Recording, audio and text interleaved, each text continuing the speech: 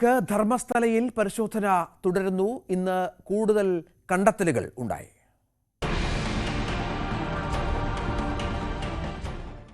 ധർമ്മസ്ഥലയിൽ രണ്ടാം ദിനത്തിൽ കുഴിച്ചുള്ള പരിശോധനയിൽ സംശയകരമായ വസ്തുക്കൾ കിട്ടി. ചുവപ്പ് നിറമുള്ള blouse, ATM card, Aadhaar card എന്നിവയാണ് കണ്ടെത്തിയത്. ആധാർ കാർഡിൽ ലക്ഷ്മി എന്ന പേരും ATM കാർഡ് പുരുഷന്റേതുമാണെന്ന് ആക്ഷൻ കമ്മിറ്റി അഭിഭാഷകൻ മഞ്ജുനാഥ് അറിയിച്ചു.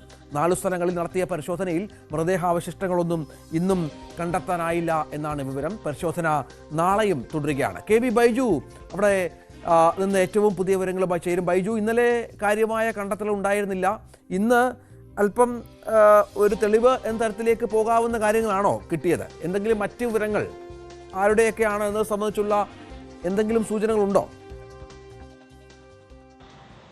നേത്രാവതി പുഴയ്ക്ക് സമീപമുള്ള 4 ഇടങ്ങളിലാണ് ഇന്ന് കുഴിച്ച് പരിശോധന നടന്നത്. അതിൽ ഒന്നാമത്തെ പോയിന്റിൽ ഇന്നലെ തന്നെ പരിശോധന നടത്തിയിരുന്നു. ബാക്കിയുള്ള 3 പോയിന്റുകൾ ഈ നേത്രാവതി പുഴയോട് സമീപത്ത് തന്നെയായിരുന്നു. 4ാമത്തെ പോയിന്റ് പൂർണ്ണമായും വനത്തിനകത്താണ് ഉണ്ടായത്. എന്തായാലും ഇന്ന് കാര്യമായ വസ്തുക്കളൊന്നും ലഭിച്ചിട്ടില്ലെങ്കിലും സംശയകരമായ സാഹചര്യത്തിൽ ചില വസ്തുക്കൾ ലഭിച്ച വിവരം പുറത്തു വരുന്നുണ്ട്.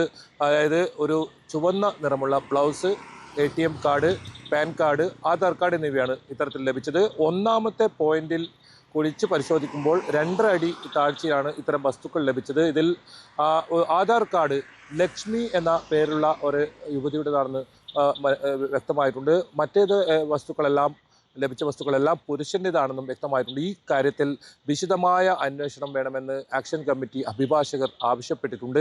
എന്തായാലും ഇന്ന് മറ്റ് മൃതദേഹാവശിഷ്ടങ്ങളൊന്നും തന്നെ ലഭിച്ചിട്ടില്ല. നേത്രാവതി പുഴയുടെ സമീപത്തായുള്ള സ്ഥലങ്ങളിൽ തന്നെയാണ് പരിശോധന നടന്നത്. മറ്റൊരു പ്രധാനപ്പെട്ട കാര്യം, ഇന്ന് DGP നേരിട്ട് ധർമ്മസ്ഥലയിൽ എത്തിയെന്നാണ്. DGP പ്രണബ് മഹന്തിയാണ് ഈ ഒരു അന്വേഷണ തലവൻ. അദ്ദേഹം ആദ്യമായാണ് SIT അന്വേഷണം ആരംഭിച്ചതിന് ശേഷം ധർമ്മസ്ഥലയിലെത്തുന്നത്. പ്രത്യേകിച്ച് ഇപ്പോൾ SIT ടീമിൻ്റെ അന്വേഷണ പുരോഗതി വിലയിരുത്താനാണ് അദ്ദേഹം എത്തിയത്.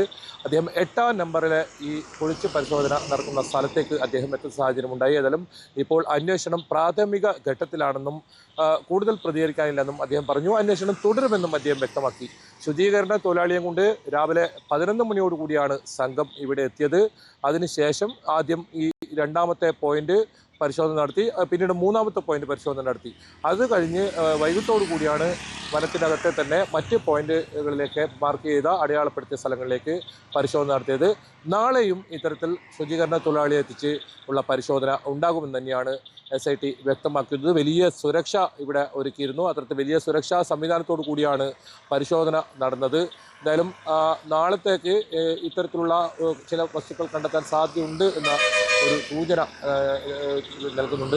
ഏതായാലും ഇപ്പോൾ പരിശോധന നടത്തിയ ഇടങ്ങളിലെ കാര്യമായ ഈ സംഭവങ്ങളൊന്നും പുറത്ത് ഇപ്പോൾ തീർച്ചയായും നാളെയും പരിശോധന തുടരുമെന്നാണ് മനസ്സിലാക്കേണ്ടത്. ഇന്ന് പ്രതീക്ഷാ നിർഭരമായ ചില കാര്യങ്ങൾ കണ്ടെത്തിയതാണ് ഈ കേസ് അന്വേഷണത്തിനെ അല്പം കൂടി മുന്നോട്ട് കൊണ്ടുപോകുന്നത്.